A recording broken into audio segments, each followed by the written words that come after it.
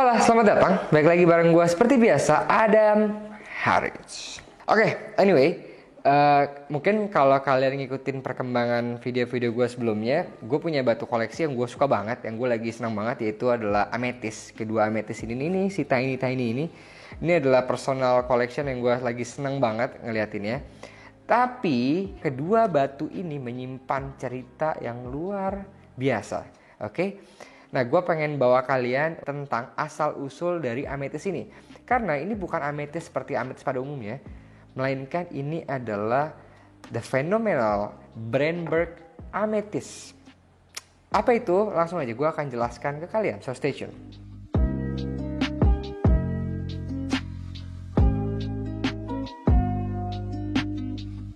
Salah satu ciri dari Brandenburg Amethyst yang paling banyak ditemui adalah campuran dari clear quartz, smoky quartz, dan amethyst. Ketiga campuran warna yang terdapat dalam satu batu. Dan seringkali color zoning dari Brandenburg Amethyst itu membentuk phantom atau seperti gunung yang menjalar gitu ya.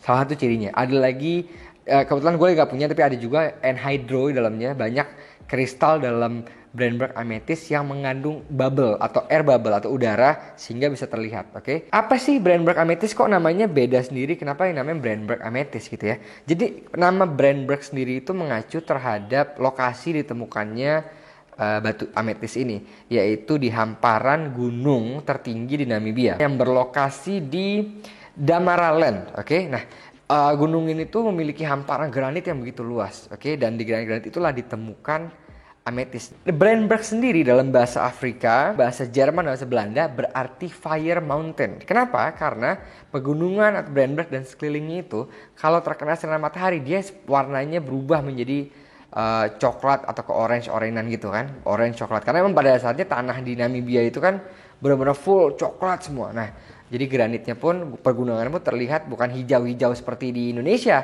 tapi benar-benar full brown warnanya. Oke, seperti tanah liat lah gitu, tanah pasir. Sedangkan kalau masyarakat asli Damara itu menyebutnya Burning Mountain, bukan Fire Mountain, Burning Mountain. Beda-beda penyebutan aja sedikit ya. Selain itu, pegunungan di Brandenburg juga merupakan tempat yang amat sangat sakral dan telah dijadikan sebagai spiritual site gitu ya, ritual keagamaan sejak zaman dahulu kala. Penggunaan wilayah Brandenburg sebagai spiritual site juga digunakan pertama kali oleh suku San Bushmen yang telah menempati wilayah ini lalu menggambarkan bagaimana kehidupannya dalam gua-gua di wilayah pegunungan Brandenburg ini. Oke? So, lantas apa yang menjadikan Brandenburg Amethyst ini begitu spesial? Pertama, penambangan di sekitar Brandenburg ini dilakukan langsung oleh penambang-penambang lokal yang memang hidupnya berasal dari menambang amethyst ini. Jadi bukan ditambang oleh perusahaan korporasi besar. Kalau kalian misalnya tahu amethyst di Brazil, itu ditambang oleh korporasi besar yang seringkali pada akhirnya berurusan dengan masalah kemanusiaan karena mereka mengeksploitasi. Bukan hanya di Brazil ya, ini terjadi di banyak wilayah-wilayah selain Amerika Latin, ini juga banyak terjadi di wilayah Afrika, kayak misalnya di Mozambik, di Kongo, di mana dan lain-lain.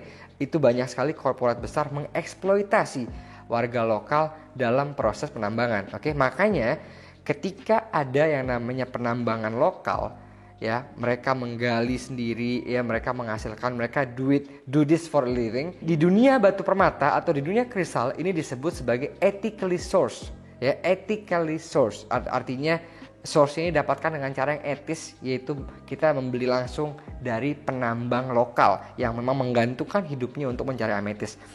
Berikutnya, kenapa juga spesial? Karena namanya penambangan tidak dikelola secara besar atau dikelola secara tradisional, otomatis barang yang dihasilkan pun cukup langka karena ada keterbatasan dalam proses menambang, ya kan? Nah, itu juga menjadikan ametis spesial. Dulu ametis di Brandenburg ini ditemukan bahkan di permukaan, ketika granitnya mereka pecahkan, mereka pecahkan, itu udah menghasilkan ametis. Tapi sekarang mereka sudah mulai lagi harus menggali lebih dalam untuk mendapatkan ametis ini, ya.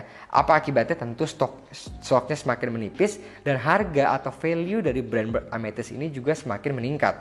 Nah, selain itu yang menjadikan Brandenburg Amethyst menurut gue pribadi cukup amat spesial adalah pertama, shape ditemukannya dia ini cukup sempurna gitu. Ini tuh semua yang kalian lihat ini shape-nya shape asli loh. Ini nggak ada proses cutting dan segala macam. Berikutnya juga ada inklusinya. Inklusinya juga menurut gue sangat amat interesting. Jadi langsung aja, oke, kita akan coba tampilkan kalian detail dari kedua koleksi ini. Oke. Nah ini kalian bisa lihat nih, ini salah satu ciri khas Brandberg Amethyst yang menurut gue unik banget, yaitu adalah phantomnya. Dan ini banyak banget ditemukan di Brandberg Amethyst, maka menjadi salah satu ciri khasnya. Mungkin kalau di batu-batu cutting itu kan banyak kita nyarinya sebersih mungkin gitu kan. Tapi kalau batu-batu rough kayak gini, kayak Brandberg Amethyst gini, semakin dia punya inklusi yang unik, semakin dia memiliki nilai yang lebih gitu. Nih. Kalian lihat ya, ini selain ada phantom color zoning yang seperti gunung, di bawahnya juga membentuk inklusi mirip gunung juga. Jadi kayak gue bisa kayak lihat gunung di dalam kristal gitu. Oh, ini kan lihat kan ya, ini inklusinya juga kayak gunung bisa dibilang. Oh, warnanya juga ini ada warna smoky-nya, ada coklatnya, brown grey-nya, dan ada amethyst-nya, ungunya. Nah kalau ini yang menurut gue unik banget, pertama kalian bisa lihat ini tuh ada seperti dua kristal yang menjadi satu. Jadi kayak kristal kembar ya, ini dua kristal nih tapi bersatu dia blended. Nah kalau yang ini nggak ada warna smoky-nya, cuma warna amethyst-nya aja, warna ungunya aja. Jadi kesempurnaan bentuk roughnya, lalu inklusi yang indah sama warna itu mempengaruhi nilainya, value-nya.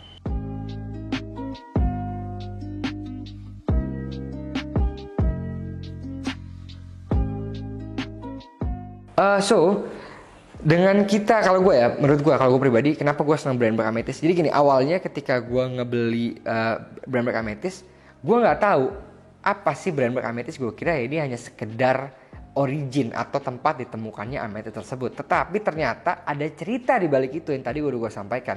Dan semenjak gue tahu cerita itu, apresiasi gue sama Brandberg Amethyst ini makin meningkat, makin tinggi gitu, makin tinggi. Gue jadi kayak wow, ternyata dari batu yang indah ini ada cerita di balik layarnya yang gue yakin melibatkan proses yang begitu luar biasa kalau kita mau kita cari tahu gitu kan.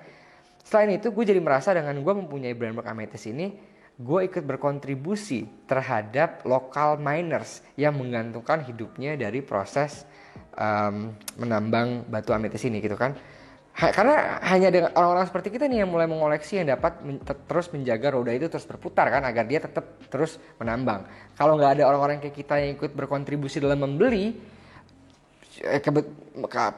artinya kan mereka akan semakin kesulitan untuk menjual barang ke depannya kan gitu. Nah makanya gue senang nih ketika gue tahu soal Brandberg, wow ternyata ada cerita, dan gue makin tertarik dibanding gue harus ngebeli. Kayak gue nih, kalau lu bertanya gue, mau nggak bang lu koleksi amethyst dari Brazil?